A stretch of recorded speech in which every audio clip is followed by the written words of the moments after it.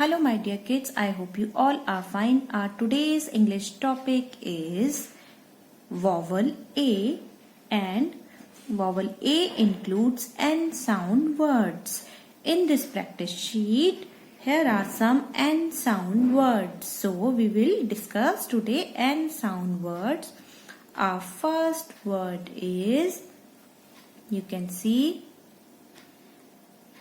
D-A-N, Dan. D-A-N, Dan. D-A-N, Dan. D-A-N, Dan. Our second word is T-A-N, Tan. T-A-N, Tan. T-A-N, Tan. T-A-N, Tan. Our third word is B-A-N, Ban. B-A-N, Ban. B-A-N, Ban. B-A-N, Ban. Our fourth word is M-A-N, Man. M-A-N, Man.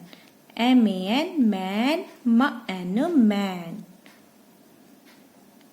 Fifth word is F-A-N, Fan. F-A-N, Fan. F-A-N, Fan. F-A-N, Fan. Our sixth and last word is R-A-N, Ran. R-A-N, Ran. R-A-N, Ran. R-A-N, Ran.